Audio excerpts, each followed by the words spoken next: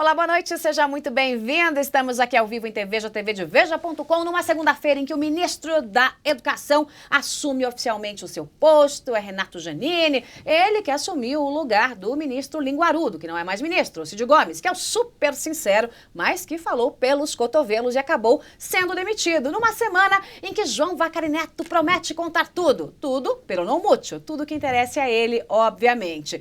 Um dia antes de haver uma grande de uma confusão lá na Câmara dos Deputados em Brasília, o projeto das terceirizações. E também no dia em que o ministro da Educação, que tomou posse hoje, deu uma entrevista desastrosa, pura e simplesmente porque não tem o que falar. Para comentar tudo isso e mais um pouquinho, é o dia dele. Reinaldo Azevedo aqui entre nós. Oi, Rei. Oi, Joyce, tudo bom? Programa de 5 horas hoje, Opa, né? Vamos lá.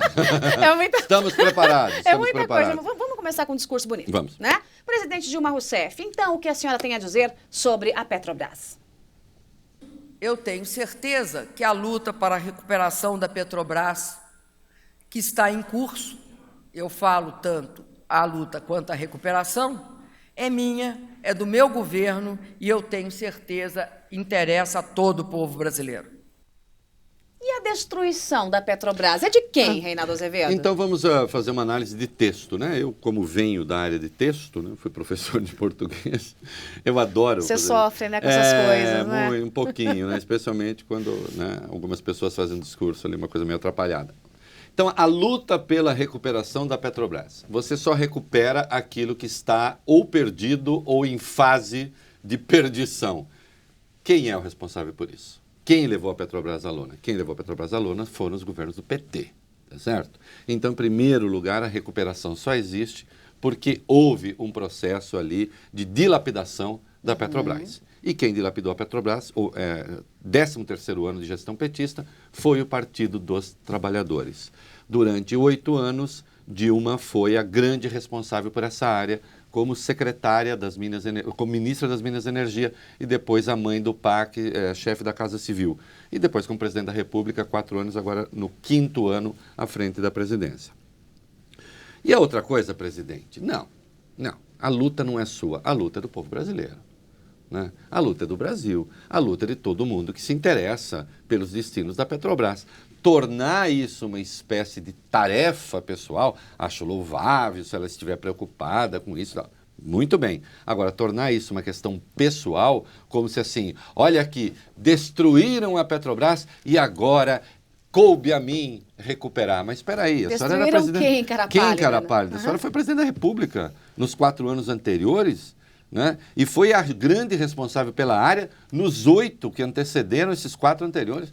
Então, né, recuperar aquilo que vocês mesmos perderam. Né? Porque senão o PT gosta de fazer algumas gracinhas. Né?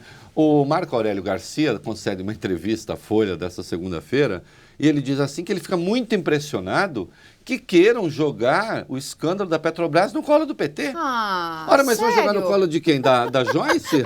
Não, do Reinaldo. Do Reinaldo Azevedo? Que isso, Reinaldo? Do Zé da Esquina, do Zé Bedeu? Vai jogar nas costas de quem? Por quê? A quem mais se atribuiriam os desastres da Petrobras?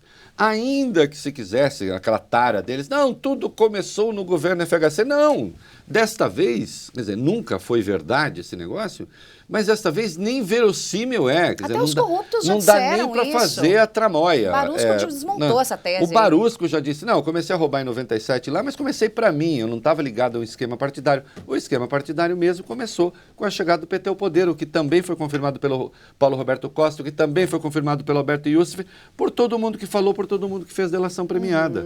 Né? Então eu acho curioso, a presidente Dilma, não, vou recuperar a Petrobras, não sei o quê, porque interessa sim ao povo brasileiro, mas é o povo brasileiro que está empenhado nisso, porque o PT levou a Petrobras à lona, essa que é a verdade, e até que eles não admitirem isso, não adianta, esse discurso não cola mais, eu acho que é isso que eles não estão percebendo. Quando eu tenho apontado já há bastante tempo um descolamento dessa gente da realidade, um dos sintomas desse descolamento é esse. Essa gente não percebeu que efetivamente esse tipo de discurso não cola mais. Já era presidente, sai dessa. Mesmo com né? as pesquisas todas mostrando, é impressionante. Agora, Quer dizer, o problema aqui também é dizer o quê? Né? O PT não tem, deveria vir a público se desculpar e assumir os erros. Só que a Dilma, ainda que ela tivesse vontade para fazer isso, de fazer isso, ela não tem autonomia para fazer isso, porque aí o partido não deixa. Né? Bom, ainda sobre o discurso da presidente Dilma, esse comentário que ela fez, lindo, né, em relação à Petrobras, foi justamente na posse do ministro da Pátria Educadora, o seu Renato Giannini, que falou um monte de bobagem, tem dito uma atrás da outra. Hoje teve, inclusive, uma entrevista publicada na Folha de São Paulo, e que é muito interessante, porque fica parecendo aquela tática do cachorro correndo atrás do rabo, mas não disse nada. Eu a única nunca coisa vi que ele nada disse parecido. foi a que vai ajudar a cumprir a promessa da Dilma das 6 mil creches. Lá de 2010, gente. Isso. A promessa para ela ganhar a eleição Não, em 2010. e ainda aí ele disse uma coisa muito interessante, que ele disse assim, bom, primeiro, vamos lá. Bom, eu já chego ao conteúdo, mas antes eu quero fazer uma observação. Marcelo Leite, que fez a entrevista da Folha, é até comovente o esforço dele de ver se consegue tirar alguma coisa do ministro. Leite de pedra. E não sai nada, não sai nada. Ficou evidente que o Renato Giannini Ribeiro não tinha nem sequer ideia do que ele está fazendo lá. Por enquanto não tem. Pode vir a ter. Por enquanto não tem. Ele não sabe. Nem os temas. Então restou a ele, a Folha deu um título engraçado, como é que é? Universidades federais têm que ajudar mais no ensino básico. É bom. Sensacional, né? Super legal e tudo vai ser muito bom e todos nós vamos nos ajudar, muito bem. Muito bem. Aí no caso das creches. Ah, bom, 6 mil creches, ele disse, não, é que o governo fez licitação das 6 mil creches tudo ao mesmo tempo. Você viu alguma licitação do governo federal de 6 mil creches feitas ao mesmo tempo? Não. Feito ao mesmo tempo? Seria um ato secreto, Isso, guardado agora na você, gaveta? ninguém sabe, ninguém Não é? viu. Isso não aconteceu. O que é mais espantoso é que isso não aconteceu. O Renato Giannini inventou essa mega licitação. Até porque, Renato Giannini, eu te informo, você não deve saber, querido, essas creches, meu querido, né? Como Meu diz a querido. Dilma, essas creches eram para ser feitas em parceria com as Os prefeituras. municípios, lógico. Então, como é que vai fazer uma Uma licitação licitação nacional. federal de 6 mil creches, quando os municípios estão envolvidos? Isso é uma pataquada, ele não sabe o que ele está fazendo lá, ele pensa que lidar com creche é a mesma coisa que jogar essas cascatas que ele tem sobre ética, o grande pensador da ética, porque o Giannini Ribeiro é o autor da tese de que se um dia você for o fila de padaria, como disse um leitor meu, você está pronto para roubar a Petrobras. Não, são coisas diferentes. Ou então, se um dia você passou cola ou pegou cola na escola, é porque você é um potencial ladrão da Petrobras. Tudo mentira, tudo conversa mole, tudo um entendimento prejudicado, vagabundo, mal lido do que seja ética para, no fim das contas, justificar a roubalheira promovida pelos companheiros, porque, afinal de contas, são os companheiros que estão no comando disso. E aí ele vem e diz... Não, nós vamos, aí a Folha quer saber, mas vai ficar nos próximos 4 anos? Promessa dos 4 anos anteriores. Aí ele diz, ele dá uma resposta maravilhosa, ele diz assim, olha, assim que a economia retomar o seu ritmo, Claro. então aí nós vamos... Qual ritmo? Renato Giannini, olha aqui pra mim. Fala aqui pro tio Rei, qual ritmo? Você tem 65, eu tenho 53, mas conta pro tio Rei, qual ritmo? O ritmo do ano passado, crescimento de 0,1%? Ritmão, o hein? ritmo desse ano, que está aí, deve ser uma recessão de 1,5%, 1,7%. Que ritmo, meu filho? Que ritmo que tem que ser retomado? E outra, se crescer um pouquinho nos 2 primeiros anos da Dilma, por que não começou a fazer creche lá atrás? Então, assim, é um falar por falar. Agora o Fala que dá diálogo na entre telha. ele e a presidente, hein? Porque a presidente Dilma não diz nada, e o Renato Giannini diz menos ainda. Eu achei que o mundo de Dilma era o pior dos mundos na qualidade do discurso. Ah, não, eu tô mas vendo ele que o do vai, Giannini ele vai falar isso com aquela sintaxe meio empolada. Aquela com coisa aquele chique. discurso, aquele discurso meio... É aquele discurso que pega bem pra gente que acha que entende o que ele diz, né? Porque também não entende, seria incapaz de reproduzir o que ele está dizendo. E mais, a desinformação de tal sorte. Num dado momento ele disse assim, porque o governo Lula teve a primeira fase, que foi a fase da inclusão social, com Bolsa Família e tal. Bom, by the way, Bolsa Família foi criado pela FHC, mas nem vou entrar nesse mérito. E ele disse, a segunda fase do governo Lula foi a recuperação do valor real do salário mínimo. Também FHC. Renato Giannini Ribeiro vai estudar. Para de falar porcaria. O salário mínimo no governo Fernando Henrique teve uma valorização real de 85,7%, cara. Vai ver lá quanto foi o salário real, quanto foi a valorização nominal do mínimo, desconta, é assim que faz. Ó, Janine, é assim que faz. Você pega a variação nominal do mínimo, número a número, vê quanto foi, chega uma porcentagem. Pega o IPCA, vê quanto é o IPCA somado, vê, subtrai um do outro e você chega ao reajuste real do mínimo, o Renato Janine Ribeiro. Foi de 85,7% no governo Fernando Henrique e foi de 98% no governo Lula. Um pouco maior, de fato, e de 15,44% nos 4 primeiros anos do governo Dilma. Então, um cara que não sabe, ele não tinha nada a dizer sobre o FIES, né? Ele não tinha nada a dizer sobre o Pronatec. Ele não tinha nada a dizer sobre o futuro da educação. Ele não tinha nada a dizer sobre absolutamente nada se saiu com a pataquada das universidades federais, que deve ajudar um pouco mais as universidades públicas, falou porcaria sobre creche e falou bobagem sobre salário mínimo. E a única coisa boa que ele disse na entrevista, verdadeiramente boa, foi o seguinte. Ele disse, uma pessoa que precisa de saúde, se não tem saúde, ela sabe que ela não tem. Agora, uma pessoa que precisa de educação, se é ignorante, não sabe que é ignorante. É o caso do Renato Janine Ribeiro. É um ignorante que não sabe que é ignorante. Não é? E que pensa que a vida se resume a dar palestrazinhas para grupinhos fechados nos bairros chiques de São Paulo, né? Onde ele vai falar sobre ética para petistas indignados. Indignados com quem? Com o povo brasileiro? Ah, sim. Outra coisa maravilhosa na entrevista, ele diz assim, Joyce, que... Alguém fala, o repórter perguntou sobre o que seria a quarta fase da integração, de não sei o quê. Ele diz, a quarta fase é a qualidade dos serviços. E a terceira foi a integração social, mas que ainda encontra resistência nas ruas. Ah, é? Quem nas ruas é contra a integração social, Renato Janine? Quem é contra? Quem está indo protestar contra a Dilma? É contra a integração? Será que quem está indo protestar contra a Dilma não quer pobre na economia, Renato Janine? Será que o empresariado não quer pobre na economia porque não gosta de pobre consumindo? Será que é isso? De onde essa gente saiu? Quem é essa gente? Renato Janine, com essa aparência moderna, não passa de um dinossauro.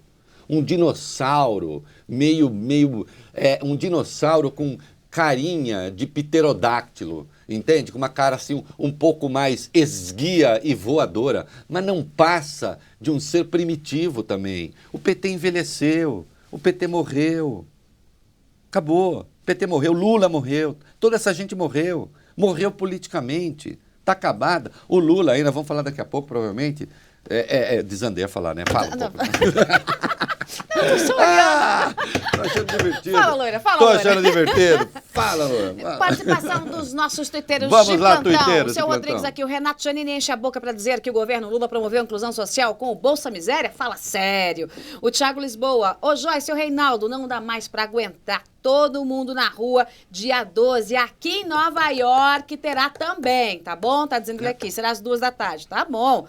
A Célia, não perco vocês dois de jeito nenhum. Ei. Piadinha. O Michel Barbosa, o Reinaldo Azevedo. Oi. Dona Joyce. Oi.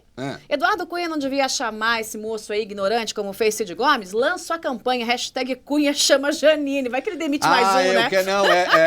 Aliás, é bom chamar, porque numa palestra fechada que ele deu aqui... Aliás, Eduardo Cunha, aqui, ó.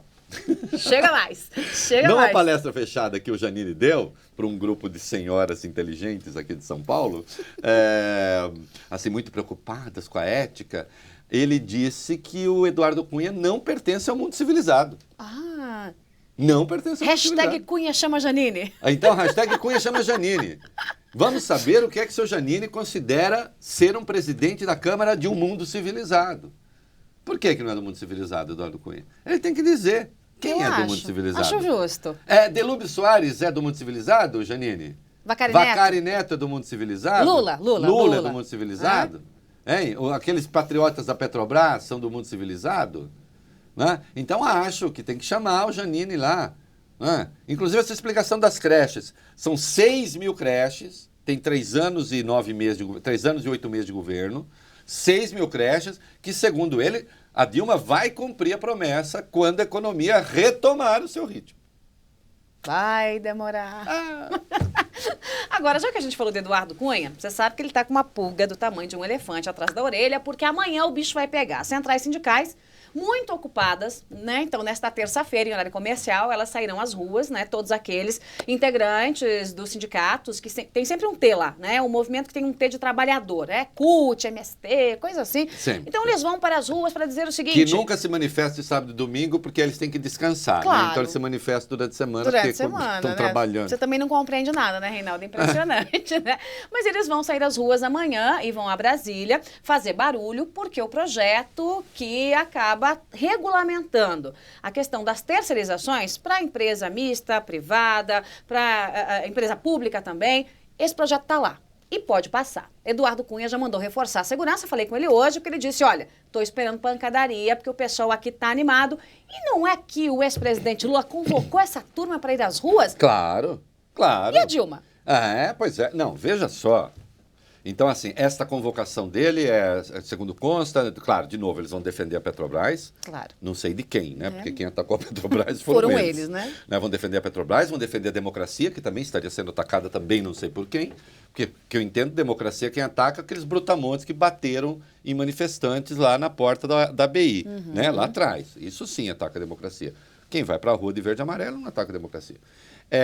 Mas eles vão defender. E aí o Lula disse, não, e o PT tem que estar junto para lutar contra o PL 4330, é isso, né? 4330? Que é o das terceirizações, que é do interesse do governo, que o governo está apoiando. E está apoiando porque num momento, especialmente de crise do emprego, que vai piorar, é evidente que esse projeto é bom. Esse projeto só é ruim para um grupo, para sindicalista. Claro. Se é que a coisa se generaliza. Que e vou te contar teta, uma né? coisa. Isso aí regulamenta algumas áreas do serviço. É mentira essa história, que até um colunista reproduz hoje. É mentira essa história de que se está generalizando o número de trabalhadores. O número de trabalhadores com carteira assinada nunca foi tão grande, né? Tem uma variação aí do desemprego que está em curso, mas na média nunca foi tão grande. É mentira que a terceirização esteja se espalhando, até porque determinadas atividades nem podem ser terceirizadas, as empresas nem querem terceirizar, porque querem ter elas o controle da mão de obra, o controle da contratação e da demissão, etc. Né? Então é mentira. Agora, a terceirização vem resolver alguns problemas, inclusive de empresas públicas, inclusive do Estado brasileiro. Né? Então, esse negócio, não é nada, só sindicalista é que não gosta disso. Agora, é curioso, e aí então... Agora Mas não gosta por quê? Não gosta também porque tem todo mês lá a contribuição sindical. A contribuição pingando, sindical, né, gente? É uma máquina de dinheiro aquilo lá. Não que a contribuição sindical não possa ser paga mesmo por aqueles que estão sendo contratados pelas terceirizadas, porque também há um regime de terceirização. Eu não pago nada para o sindicato nenhum. Há um regime de terceirização aí, e as pessoas têm que pagar, quer dizer, não tem como, né? Porque a empresa terceirizada, ela contrata o funcionário. E muitas vezes você acaba vendo desconto por exemplo, do imposto sindical. Que o imposto sindical não tem como não descontar, tem que descontar, fim de papo, né? Desde que haja contratação. Então, o sindicalista não gosta disso, o governo não gosta. Agora, o que interessa aí, Joyce, é outra coisa. Por que é que o Lula faz isso? Ele sabe que isso é contra o governo Dilma. Né? Então, vamos lá. Eu fiz um texto hoje, os que entenderam gostaram muito, tem uma fatia de tolos que resolveu não entender e ler o que não está escrito. Mas, o que eu vou fazer? E eu não estou dizendo que todo mundo que não gostou é tolo. Estou dizendo que quem não gostou e afirmou algumas coisas que é tolo. Veja só. A economia não vai se recuperar tão cedo. O Brasil não volta a crescer tão cedo. Né? Ao contrário, ela está em fase de encolhimento. De recessão. As medidas do Levi, do governo federal, que tem a marca Levi, porque é ele que está na condução do processo, ainda não surtiram todos os seus efeitos. Então vai demorar. A irresponsabilidade passada, para ser corrigida, vai demorar. Claro. Agora, não significa também, e é importante a gente ter isso claro, que o país vá para o abismo. A ideia do abismo, ou Dilma cai ou é o abismo. Não é assim que funciona, isso não vai acontecer. Também é bom tirar isso do horizonte. Né? Não vai. Você vai ter uma estabilização dentro deste padrão que está aí. E vai demorar para voltar a crescer de modo que aquele público que foi atendido pelo modelo ancorado no consumo volte a ser atendido. Vai demorar. E, portanto, esse público continuará hostil ao PT. Né? Até porque o PT vendeu crédito como se fosse dinheiro. Isso. E crédito tem que pagar. Né? Esse público, então, a hostilidade ao PT, o descontentamento com o governo petista continua.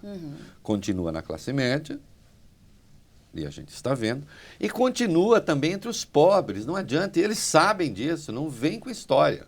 Vai continuar. Isso para o Lula é péssimo, porque isso significa corrosão da reputação do PT. Né?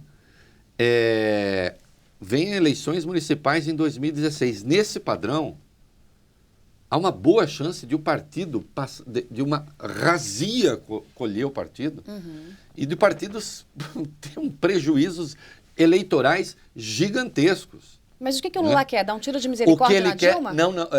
Não é dar um tiro de misericórdia na Dilma. O que ele quer é manter os movimentos sociais nas ruas. Amiguinhos dele. Por que ele quer que a Dilma dê metade do governo para o PMDB se entenda com o Congresso? Para ela ficar lá, administrando, digamos, a crise, para que ele tenha os movimentos sociais algo descolado do governo, o PMDB segura a Dilma lá, junto com o PT institucional, digamos assim. Então, PT institucional mais PMDB com metade do governo na mão, segura a Dilma lá. E o Lula põe o bloco Não há na rua. risco de impeachment, não há risco de não sei o quê. Tá certo? Porque não adianta, impeachment ou vai ser via procuradoria, e não vai ser, porque o Janot já deixou claro que não vai ser, ou via Lei Câmara. 1079, Câmara. Câmara, se você tiver a maioria garantida ali, não passa, acabou. Então ela fica garantida. Tio Rei descobriu um terceiro caminho. Vou falar na semana que vem. Aguardem. Que é tudo legal, sem golpe. Então ele quer a Dilma lá e ele quer os movimentos sociais nas ruas. Porque agora ele só está cuidando da candidatura dele em 2018. Só está cuidando da candidatura dele em 2018. Os petistas falam isso e não corram, não sejam tolos, alguns, de achar que eu não converso com petista. É que petista que conversa comigo não sai contando por aí, faz muito bem. Né? Se é que vocês me entendem. Converso e muito. Os petistas têm claro, eles acham que a Dilma está inviabilizando a candidatura do Lula em 2018. Eles querem o Lula descolado da Dilma. Eles não querem abandonar a Dilma ao relento absoluto. Até porque manter o poder não querem é bom que ela, pro PT. Não né? querem que ela caia, porque o que vai fazer com 20 mil companheiros, 25 mil companheiros só em cargos federais? E as estatais? Não, essa gente toda tem que ficar na máquina. Tem que ficar na máquina. Tá? Então, mas tem que ter a Dilma lá. Segura na Câmara pelo PT institucional, mais PMDB. Por isso que o Lula quer apressar o acordo com o PMDB. Quer dar metade do governo para o PMDB. Quer dar para o PMDB tudo que o PMDB pedir. Para que ele pegue e bote o seu bloco na rua e crie o tal do clima de frente ampla, do qual Marco Aurélio Garcia voltou a falar. Essa é a nova saída do PT. Inventar a frente ampla das esquerdas, inventar um clima golpista para trazer todos esses satélites epsolentos e congêneres e PSTUs e não sei o quê, trazer tudo isso de volta, reunir e, de novo, iniciar então a luta contra as elites, contra não sei o quê. O Lula está apoiando essa manifestação porque o Lula começou a cuidar já da sua candidatura à presidência da República em 2018. É disso que se trata. Ele quer furar um pouquinho o barquinho da Dilma, mas sem afundar. Mas sem afundar, claro. Deixar ela sempre naquela Quem coisa está vou, querendo, não vou. aquela velha história de que dizia os tucanos querem deixar a Dilma sangrar. Quem hoje quer deixar a Dilma sangrar sem cair é o Lula. Ele quer deixar a Dilma sangrar sem cair. Esse sim. Né? Ele quer deixá-la sangrar para poder sugar o sangue dela e de quem mais aparecer pela frente. Manter a companheirada com as garras ali. Manter a companheirada com as garras. Então veja, estão dissociando, o Lula está dissociando o PL 4.330 da terceirização, que é do interesse do governo, está dissociando do governo, está fazendo de conta que não é do governo. Então, o PT fez muito mal e não aderir, tem que aderir. Então agora é o PT das ruas, é o PT que se aproxima dos movimentos sociais, é o PT que vai para a rua junto com Boulos, junto com João Pedro Stedley, junto com não sei o quê, desde que a Dilma fique lá. Desde que a Dilma fique lá. Ela não pode cair. O governo não pode correr o risco de ir para a mão do PMDB. De um PMDB que não precisasse do PT para governar, se vai para a mão do Michel Temer, por muda o exemplo. jogo completamente. Né? Tá certo? Então isso não pode. Então daí, entrega-me. Então o jogo claro, se alguém não entendeu o que eu escrevi, o jogo claro entrega. Isso aqui não é delírio, isto é fato. O jogo claro do Lula, entrega o governo para o PMDB, deixa PMDB e PT protegendo a Dilma lá. E a gente vai para a rua contra o governo, inclusive. Contra o Levi, inclusive. E vão manter a luta, porque tem 2016 pela frente, tem 2018 pela frente, e ele é candidato. E ele sabe que do jeito que as coisas estão indo, ele não vai conseguir viabilizar a sua candidatura. Não é? Até porque o crescimento vai demorar e a população pobre e a classe média continuará anti-PT e continuará anti-Lula. Tá claro para quem não entendeu? Porque tem gente que leu esse meu texto com os 2 pés no chão e as 2 mãos também. E estava achando que eu estou dizendo assim, não, segura que o governo Dilma vai ser muito bom. Não estou dizendo que vai ser muito bom, não. Justamente porque vai ser muito ruim. E justamente porque ela está fazendo o ajuste para corrigir todas as porcarias que eles fizeram antes, é que não vão conseguir distribuir mais benesses. Foi claro?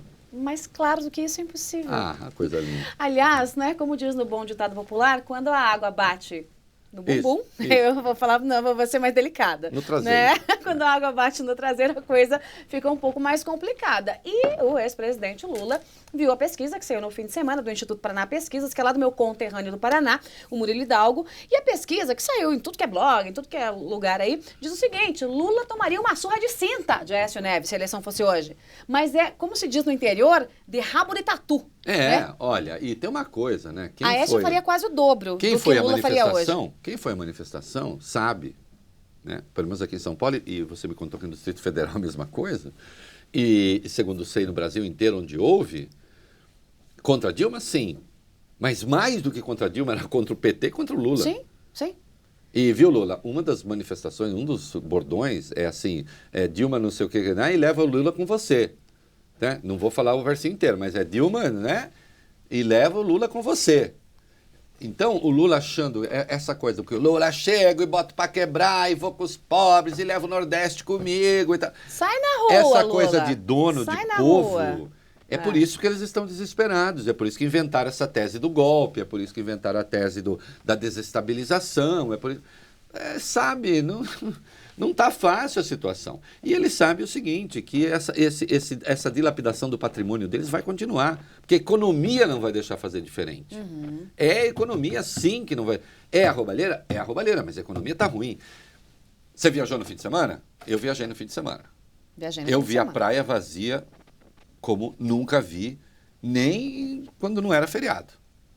Né? As vendas de Páscoa caíram. Restaurantes vazios, Reinaldo. Restaurantes vazios. Vazios, absolutamente vazios, Eu não sem tô, ninguém. olha o Brasil em depressão. Não, não é isso, não. É que aquela euforia passou, as pessoas estão se protegendo, as pessoas estão com receio e estão sendo prudentes. Não é? Estão sendo prudentes. E aí, querem o quê? O Lula sabe que isso custa, isso tudo significa sacar contra o patrimônio petista. E, portanto, a sua única saída é tentar botar o seu povo na rua. É tentar amanhã, lá na Câmara, transformar o PL 430 na coisa das elites, dos empresários que querem, não sei o quê. Que empresários que querem o quê? Aqueles que financiaram as campanhas do PT? Quais empresários?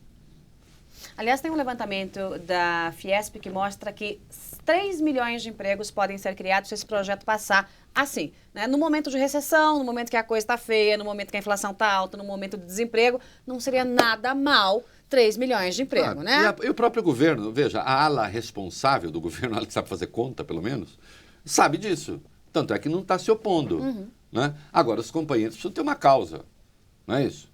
Os companheiros precisam de uma causa, viram que aí a causa é boa. E o Lula, claro, saiu porque isso permite voltar à velha história da luta de classe, do arranca-rabo de classes, como eu chamo, que luta de classes não, que para isso o Lula precisaria ter lido pelo menos 3 livros, o que ele nunca fez. Né? Não consegue nem terminar o livro do Chico Buarque. Poxa, e eu não posso culpá-lo por isso, porque é eu muito também ruim não, é muito mesmo. ruim mesmo. Aliás, Chico e Caetano deviam ficar cantando e pronto. Não faço mais nada da vida, não.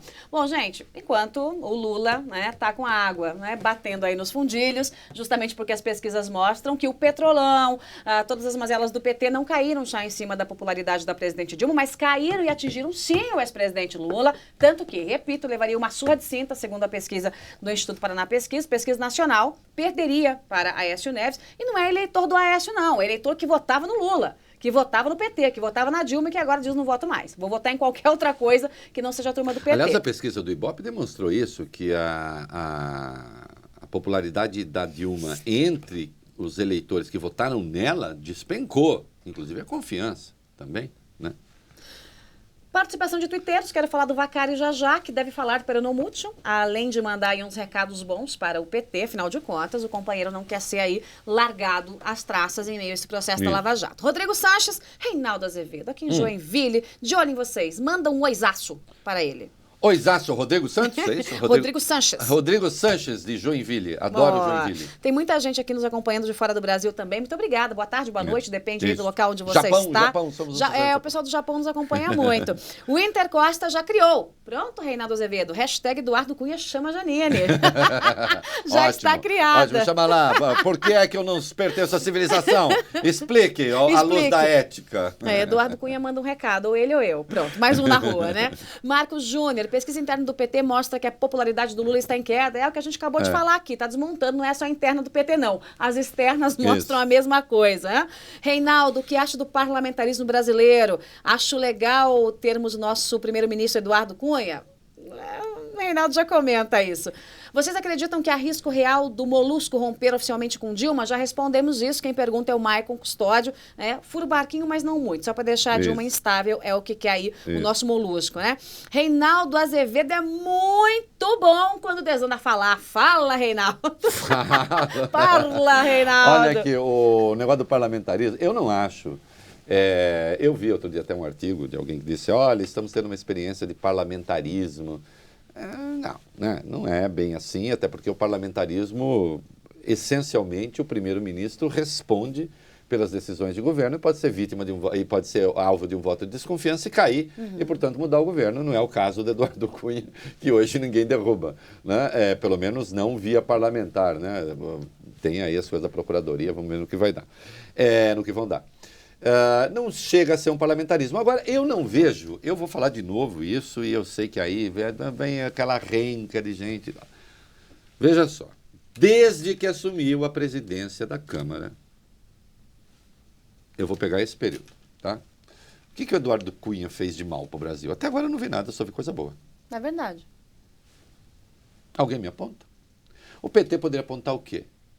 Não é? Surra no PT, surra no PT, surra no PT, surra no PT. Ou se o PT está infeliz porque não está podendo, porque o PT imaginou que ia poder impor uma reforma política, que ia chegar lá e dizer assim, não, financiamento por campanha, voto em lista, eu quero assim, eu quero assado. Eles tinham. Não vai ser, companheiro. Não vai ser. Eu não vi ele fazer mal à democracia brasileira até agora. Se alguém viu... eu gostaria que me mostrasse. Aliás, alguns colunistas que o tratam como Satã, por que não dizem onde está o malefício? Por que não dizem que artigo da Constituição está sendo violado, que princípio institucional está sendo violado? O problema é que não tem artigo, não tem princípio, não tem nada. A única coisa que está sendo violada é o interesse do PT. Só isso. E está dentro de uma luta partidária legítima. Então digam, não chega a ser parlamentarismo. Agora, você tem, como raramente houve no Brasil, um presidente da Câmara forte. Isso sim. Tão forte que até há uma certa competição ali com o presidente do Senado, Renan Calheiros, né? Que sacou da algibeira lá o projeto de independência do Banco Central, né? Que o Cunha nem abraçou, porque está ali vendo uma luta ali por protagonismo também. Né? Então, eu não vi mal nenhum. Se alguém souber de algum, que me diga. Por favor, né? nos informe. Agora mesmo, o caso do PL 4.330, eu acho que é um bem para o Brasil, o PL e ele 430. É muito favorável. E se o Eduardo Cunha criar, desculpe, Joyce, se o Eduardo Cunha criar as pré-condições necessárias para que se vote, para que se avalie isso, segundo as regras da democracia, sem aqueles trogloditas lá para ficar impedindo o parlamento de funcionar, Eu acho muito bom, lamento. Ah, mas você não é petista nem de esquerda. Claro que não. Ora, alguém tem alguma dúvida a respeito? Aliás, eu quero só dar o nome aqui, né, do autor do projeto, que é o deputado Arthur Oliveira Maia. Ele é do Solidariedade da Bahia. Ele que é o autor aí desse substitutivo que foi elaborado, o 4330 de 2004. Quer dizer, é um tempão que está sendo discutido. Inclusive né? um partido hoje ligado a uma central sindical, né? Que Solidariedade Sim. é aquele partido Do Paulinho da né? Força. Que é Do Paulinho da Força, né? Uhum. Agora, e o Vacari? Parla ou parla só recadinhos para o PT? Olha, vamos ficar atentos aí, tem uma estratégia de defesa, eu tratei disso no rádio, vou escrever daqui a pouco. Vamos ver. Ele está com o advogado Durso, que é uma pessoa experiente, que conhece os meandros ali. Veja só, todas as vezes que alguém chegou a uma CPI e disse, eu me reservo o direito de ficar calado, eu reservo o direito de ficar calado, soa como confissão de culpa. Uhum. O Vacari está tentando se manter à frente da tesouraria do PT. É impossível ele chegar lá e dizer eu me reservo o direito de ficar calado e permanecer à frente da tesouraria do PT. Não vai dar. Alguma coisa ele vai ter que falar. Veja, ninguém é obrigado a falar. Você pode não falar nada, se quiser, tem garantido esse direito, ninguém tem de se incriminar, né? É obrigado a se incriminar. Agora, você pode simplesmente negar. Chegar lá e dizer, o senhor fez isso? Não. O senhor fez isso? Não. O senhor fez isso? Não. Se ficar evidente que fez, ele está mentindo para uma CPI. Aí a coisa realmente é grave. Né? Muitas vezes a pessoa... Então vamos pensar CPIs passadas. Muitas vezes o deputado está lá, o membro da deputada, o senador, está lá com a evidência de tal coisa que aconteceu. O sujeito mente, ele pode inclusive ter voz de prisão decretada ali.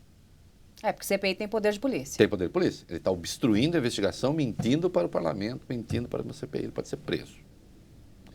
Acontece que esses parlamentares não têm nada disso na mão. Os parlamentares têm as coisas a que a Procuradoria chegou até agora. O Ministério Público, melhor. Né? Aquilo que o Ministério Público chegou e aquilo que vazou da Polícia Federal, eles têm. E agora que os inquéritos caiu o sigilo dos inquéritos, eles têm aquilo, no máximo. Só que, tudo que se tem até agora, pelo menos, então vamos ver, insisto, eu estou falando de uma estratégia de defesa. Tudo que se tem até agora são testemunhos. Existe algum ato de ofício, propriamente, algum recibo, ato de ofício não do Vacari, mas de alguém que pudesse fazer, diretor da Petrobras, não sei. Existe alguma comprovação material de que o dinheiro foi parar na mão do Vacari? Que eu saiba, não. O que são depoimentos. Você tem depoimentos. Só que há depoimentos que também são contraditórios. No caso do Vacari, não me lembro, mas em outros eu lembro claramente. Pegue o do Palocci. O Paulo Roberto Costa disse, Palocci foi até mim, pediu 2 milhões para a campanha da Dilma e eu falei para o Youssef liberar lá 2 milhões para ele. O Youssef disse, isso não aconteceu. Não, para mim não. Não houve, ninguém pediu nada, eu não liberei dinheiro nenhum. Então, um depoimento diz uma coisa, o depoimento diz outra. A Procuradoria vai conseguir produzir a prova? Se ficar só nessas duas coisas, e se não sair daí, é evidente que o Supremo não, que a Justiça vai deixar o Supremo, aí no caso não, porque o Palocci está na primeira instância. É evidente que não vai acontecer nada, o Palocci. O mesmo se diga de políticos, seja no STJ, seja no STF. Um depoimento diz que sim, outro depoimento diz que não, e você não produz a evidência, é claro que o Tribunal Superior não vai aceitar esse processo. Né? Não vai aceitar a denúncia, se houver a denúncia. Não vai aceitar. Então, a estratégia do Vacari, tudo indica, vai ser negar, na certeza ou na aposta de que não tem a prova. De que a prova não foi produzida. E, portanto, a prova não tendo sido produzida, ele vai à CPI, que não deixa de ser uma espécie de juízo, né? E diz, não, eu não fiz. Né? E, portanto, passa como um homem corajoso que enfrentou a CPI sem recorrer ao seu direito de ficar calado. É uma tática de defesa. Né? Já que todo mundo entende que quando o sujeito chega lá e reivindica e exerce o seu direito de ficar calado, está, na verdade, fazendo uma espécie de confissão de culpa. Né? E isso o PT não quer, ele não quer, enfim. Né? Embora os petistas queiram ele fora, porque é evidente que ele é identificado com esse estado de coisas aí. Muito bem, mais participações aqui dos nossos internautas. O Fernando Finder diz o seguinte, manda uma foto aqui com a filhinha e com a esposa, coisa mais linda. Oba. Joinville é toda TVja. Muito Ei, obrigada. que maravilha. E tem gente que dá... TVja, unindo a família. Como os Unindo filhos. a família brasileira. Érica Bernardo, quer te dar mais serviço, Reinaldo Azevedo. Reinaldo, de segunda a sexta ao vivo, por favor. Aí dá-lhe trabalho para Elite Branca, dá-lhe trabalho. Mais um empreguinho? Mais um empreguinho. Pra completar 18, né? Mais um empreguinho, porque o Rei não aguenta. O Patinho diz o seguinte, gente, Eduardo Cunha tá arrebentando com o PT, diz aqui, né? Esse negócio do parlamentarismo é zoeira, mas o bom mesmo é ver Eduardo Cunha arrebentando com o PT. Bom, vamos ver se ele se mantém na mesma linha, né, gente? O Bel Marques, mesmo que Lula se candidate... Ó, o Bel tá aí.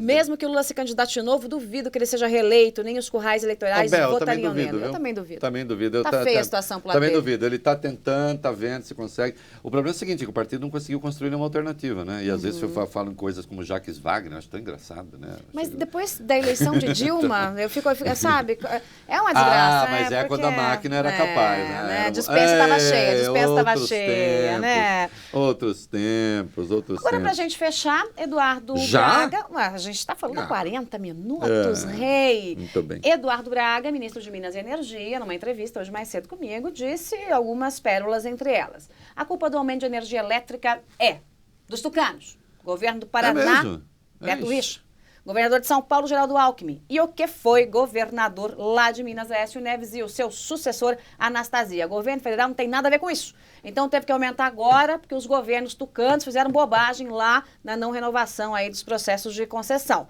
E disse também o seguinte, o Brasil aguenta escândalos pela frente, já suportou mensalão, já suportou petrolão e não vai parar por causa disso. Coloca um trechinho no ar. É uma empresa que nós não temos que temer com relação ao futuro da empresa. O que nós temos que distinguir é o que é corrupção, o que é mal feito, o que é crime, do que é a Petrobras. Aquilo que for corrupção, aquilo que for crime, etc., o Brasil tem uma democracia cada vez mais estabilizada e cada vez mais estruturada, que é capaz de fazer enfrentamentos como o impeachment do presidente Collor, e a nossa democracia sobreviveu, nós estamos inteiros. Tivemos o episódio do mensalão, nós sobrevivemos, estamos inteiros, e vamos sobreviver à Lava Jato. A gente até sobrevive, mas a que custo, hein, Reinaldo? Agora Se também for assim, eu posso ler de outro jeito que ele disse. Também vou fazer uma leitura virtuosa disso que ele disse, não para limpar a barra dele, só para mostrar que as palavras, senador, como dizia uma performer antiga, Laurie Anderson, citando um poeta, né? A linguagem é um vírus, né? Cuidado, a linguagem é um vírus, citando o poeta, a linguagem é um vírus. É verdade, né, ministro? Logo, o país pode sobreviver ao impeachment da Dilma também. Voilá. Grande Reinaldo Azevedo. Né? Sobreviveu ao impeachment. Eu entendi assim. Sobreviveu ao impeachment do Collor, sobreviveu ao mensalão, e pode sobreviver ao impeachment da Dilma. Né? Ou o impeachment da Dilma seria o fim do país? Não. Pode sobreviver. Né? Então vamos... ministro. Precisa... Rapidez no raciocínio. O senhor tem razão. O Brasil sobrevive. Mesmo o impeachment da Dilma. Estou com o Eduardo Braga, escrevi um texto hoje dizendo, Eduardo Braga está certo, o Brasil pode sobreviver ao impeachment da Dilma. Eu não disse isso. Não disse o quê, então? Quero saber. E quanto a culpar os tucanos? Olha... Está na primeira parte da entrevista, hein? Para você que não viu, espia lá. Olha, as empresas de São Paulo, Minas e Paraná só não quebraram como as outras porque não fizeram a renovação.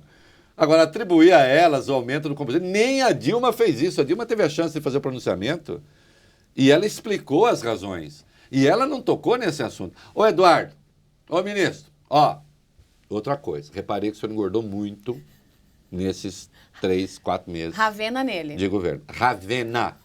Tem que fazer aquele negócio lá dos argentinos, entendeu? Dá uma emagrecida, porque tá ruim, aí muita tensão, o senhor é muito falante, vai acabar sendo muito solicitado, muito ansioso, acaba comendo demais. Ravena, olha lá, presidente, como tá, esbelta, esguia. Vai lá, manda bala. Genial, hein? O Brasil sobrevive ao impeachment de Dilma por Eduardo Braga. Segundo o ministro Eduardo Segundo Braga o das ministro Minas e Eduardo. Energia. Muito bem. Parabéns, ministro. Concordo inteiramente com o senhor. Aliás, quando eu lancei a tese, eu dizia isso. O ministro me lê, olha só. Você vê, né? Eu disse, não, escuta, não sobrevivemos. O Brasil não saiu melhor do impeachment do Collor? Eu acho que saiu melhor. Errou, muito melhor. Não saiu melhor? Oh. Saiu institucionalmente mais forte, fortalecido? Pode se fortalecer de novo. É isso, ministro. Aquilo que não me derruba, me fortalece. Estamos contigo. Aquilo que não derruba o Brasil, fortalece o Brasil. Nietzsche no ministro. Isso, Nietzsche na Dilma. Estou com Eduardo Braga. O Brasil resistirá ao impeachment da Dilma. Hein, Eduardo Braga? Deixa a presidente saber que o senhor deu essa entrevista. Vai tomar um puxão de orelha. Vai tomar um puxão de orelha. Então, falando agora de Eduardo Braga, falando aí que o Brasil sobrevive a Dilma, fazendo uma citação breve a Nietzsche, Reinaldo Azevedo, sempre com seus toques de genialidade. Você sabe que nossas avós adaptaram, né, esse ditado de Nietzsche para o que não mata engorda. Não é? Não é isso? Exatamente, o que não mata engorda. Exatamente. O que não nos mata nos fortalece, né? Nietzsche dizia. Nossas avós sábias, sempre deixando o português mais claro. O que não mata engorda. O que não mata engorda, né? Exatamente. Aí. Eduardo Braga, tchau. Reinaldo Azevedo, tchau. Tchau, querida. Aqui entre nós. De volta aqui. Gente, 45 minutos de boa conversa com Reinaldo Azevedo no Aqui Entre Nós, toda segunda-feira ao vivo. Para você que pegou o bonde andando, pegou no meio do caminho, fica triste não, daqui a pouquinho. Este vídeo estará disponível no blog do Reinaldo Azevedo, também aqui no nosso site. E você pode assistir hoje, amanhã de novo, espalhar e compartilhar sempre, nas suas redes sociais. Vendo como a gente é bacana. A gente é legal, né, Rei? Oh, eu acho. Sabe o que os petistas acham? Vamos fazer uma enquete? Ô, Joyce. Lá vem, vai sobrar pra mim. Não sobra. O negócio é o seguinte, eles nos adoram até mais que os outros. A velha história do ódio, que é mais fiel do que o amor. Você conhece alguma coisa mais fiel do que o ódio? Não. Não tem, o amor. Amor a gente troca, de ódio nunca. Amor de vez em quando, dá uma disfarçadinha. Agora, ódio, o cara sempre. levanta para odiar. Ele entra no blog só para odiar, ele entra aqui só para te xingar. Por quê? Porque ele é fiel, né?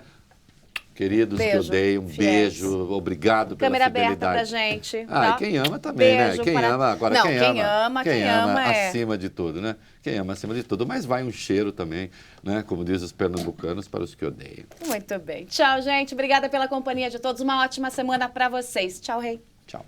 Beijo.